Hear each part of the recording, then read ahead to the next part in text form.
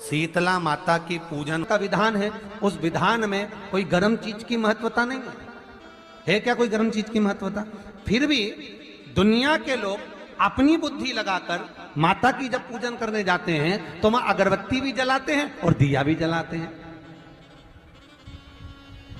अब एक तरफ तो तुम माता को ठंडा पानी का भोग लगा रही हो, एक तरफ तो ठंडा भोजन चढ़ा रही हो, एक तरफ तो ठंडे का प्रयास कर रही हो, और ऊपर से माता को तुम दिया लगाकर अगरबत्ती लगाकर तुम माता को सम्मुख में गर्म तत्व को प्रदान कर रही हो। और फिर आकर कहती हो कि मेरा बच्चा क्यों बीमार पड़ता है, मेरे पति को आगे बार बार ये कष्ट क्यों आता है, घर में लोग चिड़चिड़े क्यों हो जाते हैं, घर में लोग क्लेश क्यों करते हैं, आखिर कारण क्या है? तो कारण तो तुम खुद हो कि जो चीज लिखी है वो ना करते हुए दुनिया जो कर रही है तुम वो करना चाहते हो। तुम भगवान की पूजन उस विधान से नहीं करना चाहते जो विधान शास्त्रों में।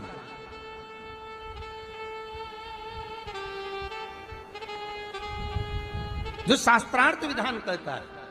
महाराज, शीतला माता की पूजन में कहीं ऐसा लिखा है कि तुम दिया लगाना, अगरबत्ती लगाना? शीतला माता की पूजन में लिखा है 1 लोटा पानी लेना, उस जल में पुष्प आदि लेकर माता को ठंडा भोजन का सुंदर भाव से माता का स्नान कराकर पूजन करना, अर्चना करना, कुंकू चावल रोली मोली जो चढ़ा सकते हो, चुनड़ी वस्त्र आदि जो चढ़ाना हो चढ़ाओ। पर यह नहीं लिखा कि तुम दिया भी लगाना कि अगरबत्ती भी लगाना, क्योंकि गर्म तत्व वहां चाहिए।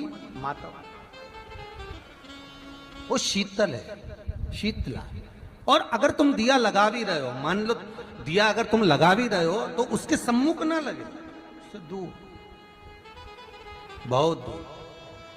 शीतला माता की पूजन होती है ठंडे समय में, शीतल समय में। शीतला माता ने यह नहीं किया कि रोटी बना के उठो और थाली लेके लाइन में लग जाओ। तुम देखना, शीतला माता की पूजन करने लोग जाते ना शीतला सप्तमी, शीतला अष्टमी पे, बस 11 बजे तक तो रोटी बनाती रहेगी, सामान बनाती रहेगी। 1-1.5 घंटा में ठंडा हुआ, 12:30 बजे उठ के सीधे लाइन में लग जाएगी, जल्दी से पूजन करके सो जाऊंगी, काम खत्म। शीतला माता ने भी सोच लिया, बस तूने मुझे बेवकूफ बनाया, अब रुक जा तू। 11 बजे तक भोजन बनाया, 10 बजे तक भोजन बनाया, 1 बजे रात को लाइन में लग गई पूजन करने के लिए। 1 बजे रात को न जाने किसने पहला दी कि 1 बजे रात को लग जाओ लाइन में, सुबह तक पूजन करके अपने घर आ जाओ, फिर आराम से आके सो जाओ। अब इतनी जल्दी क्या है भगवान के पूजन की? माँ की पूजन करने जा रहे हो, माता से लाड़ लड़ाने जा रहे हो, अपनी माता से अपने दिल की बात कहने के लिए जा रहे हो, अपने स्नेह की बात कहने के लिए जा रहे हो, तो धीरे धीरे प्रेमवश आनंद से माता की आराधना शीतल समय में, ठंडे समय में। ठंडे समय का मतलब है भीतर से ठंडे होकर, अपने भीतर से ठंडे होकर। अब अपने भीतर तो ठंडा ही है ही नहीं ना, जल्दी जल्दी चलो। और आदि बहुत पतली खुशी है, और और ये कितना बड़ा कपड़ा थाली पे ढाक ढुका के लाइन में खड़ी है शीतला माता। शीतला माता, या हाथ में लोटा या हाथ में थाली, और इतनी देर में पड़ोसन निकल के बाजू में से जा रही थी और लोटा थोड़ा सा ढुल गया। अब यहां शीतला माता की पूजन करनी आई और ये हो गई चंद्र घंटा। लोटा जरा सा ही पानी का झलका, देख के नहीं चल सकती।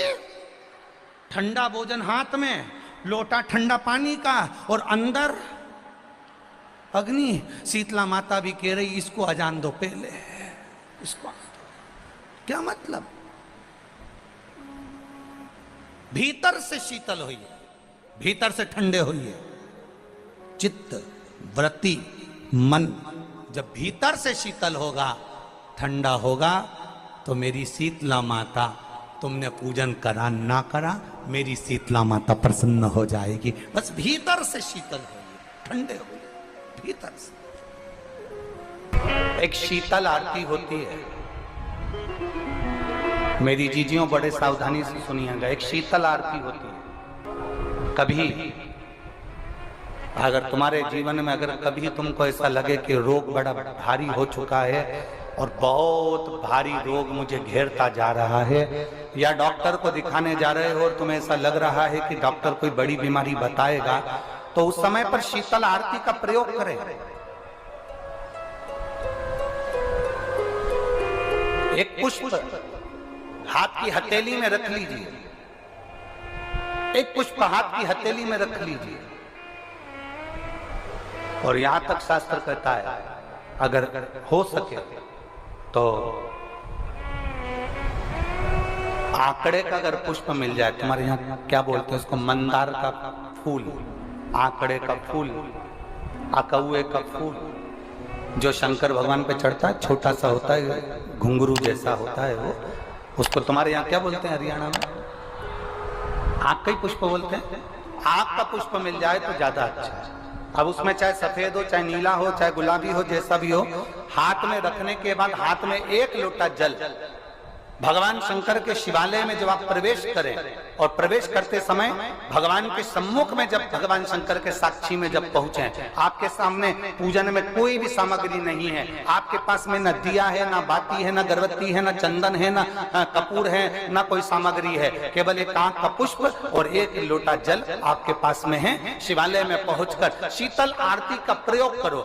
11 बार भगवान शंकर के 11 रुद्रों का स्मरण कर कर जब 11 बार शंकर के शिवलिंग के ऊपर से नीचे तक वो कलश को जब घुमाया जाता है और घुमाने के बाद वो आग का जो पुष्प है वो अशोक सुंदरी वाली जगह पर समर्पित कर कर भगवान शंकर को जो जल चढ़ाया जाता है, जो जल समर्पित किया जाता है, डॉक्टर भले तुमसे कह रहा हो कि तुम्हें बड़ी बीमारी के चांस हैं, आप जाकर एक बार चेक कराना, तुम्हें वो बड़ी बीमारी निकलेगी ही नहीं, उस रोग से तुम मुक्त हो। इसको शीतल आरती का प्रयोग किया गया। ये शीतल आरती, इसको शीतल आरती कहा।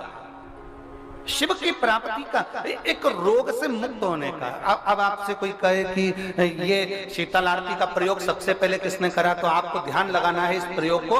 सोमनाथ जी की कथा का स्मरण करिएगा, सोमेश्वर की कथा का स्मरण करिएगा। नीम के वृक्ष को स्वयं देवी का प्रतिबिंब माना जाता है। नीम के वृक्ष को स्वयं माता का प्रागट्य उत्सव माना जाता है। नीम के वृक्ष को स्वयं देवी का भाव वर्णित किया जाता है। और बहुत सुंदर बात है महाराज जी,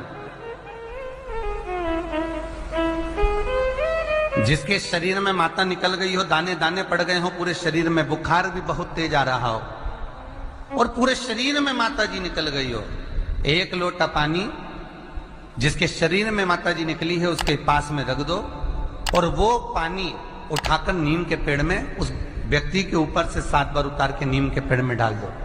3 दिन के अंदर उसकी माता जो शरीर में निकली हुई है, दाने दाने पड़े हुए हैं, जो बुखार बहुत तेज आ रहा है, उसमें धीरे धीरे आराम मिलना प्रारंभ हो जाता है। यहां तक शास्त्र कहता है कि किसी व्यक्ति को अचानक बहुत तेज बीमार आ गया, बहुत तेज बुखार आ गया, या एकदम, हम तो यहां तक कहेंगे कि ये वायरस चल रहा है, महामारी चल रही है और कंठ में भी आपको अगर जलन पड़ रही है, कंठ रुक रहा है, बुखार बहुत तेज आ रहा है, शरीर में ताप है, डॉक्टर को दिखाओ मना नहीं है, सब कुछ करो मना नहीं है, पर एक लोटा पानी अपने ऊपर से उतार कर 21 बार नीम के पेड़ में ले जाकर नाम गोत्र बोलकर डाल दीजिए और नीम के पेड़ के नीचे की मिट्टी को अपने कंठ पर लगा लीजिए। 20 से 25 मिनट बाद आपको आराम लगना प्रारंभ हो जाएगा। ये उमा देवी है।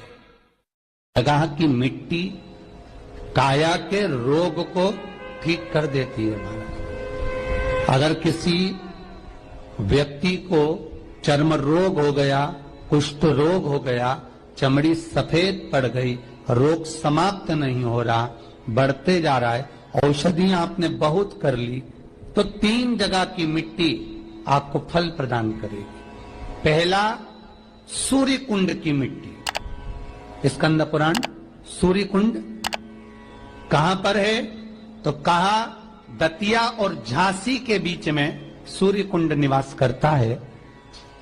उस सूर्य कुंड की मिट्टी को लाकर जिस व्यक्ति को कुष्ठ रोग हो गया हो, शरीर की चमड़ी सफेद पड़ गई हो, स्कंद पुराण कहती है सूर्य कुंड की मृदा लगा लेने से 5 से 7 दिन में रोग समाप्त होने लगता है महाराज। पर सूर्य को सर्वाधिक प्रियता क्या?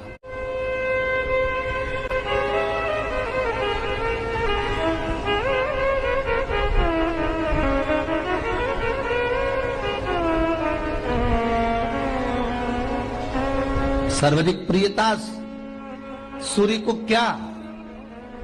क्योंकि सूर्य तपता है, तो उस तपन को मिटाने के लिए सूर्य देवता के शरीर पर गाय का घृत मला जाता। जैसे शनि को तेल लगाया जाता है, सूर्य को घृत मला जाता। इसलिए सूर्य कुंड का एक नियम है कि सूर्य कुंड पर से अगर हम मिट्टी लेकर आते हैं, शरीर पर लगाने के बाद जब शरीर का चर्म रोग समाप्त हो जाए, सफेद चमड़ी अपने वापिस रंग में आ जाए, तब आप जितनी कामना कर आते हैं उतना घी उस सूर्य कुंड के पास में डालना पड़ता है। 1 किलो, 2 किलो, आधा किलो, 250 ग्राम, 25 ग्राम, 50 ग्राम, जो आपने कामना करी है उतना चढ़ाना पड़ता। पर वो घी गाय का होना चाहिए, और उस घी का प्रयोग कोई नहीं कर सकता, इसलिए गाय का होना चाहिए। और उस घी का प्रयोग कोई नहीं कर सकता, इसलिए आज भी स्कंद पुराण में तो केवल सूर्य कुंड का वर्णन है, घृत का वर्णन है, पर स्थान आज भी झांसी और दतिया के बीच में जो सूर्य कुंड विराजमान है, आज भी वहां पर कुंड के पास में एक घी का कुआं है जिसमें घी डाला जाता है, पर उस घी का प्रयोग कोई दुनिया का व्यक्ति नहीं कर सकता। जो करता है वो शरीर में फपोले पड़ जाते हैं और बाद में सड़कर मर जाता है।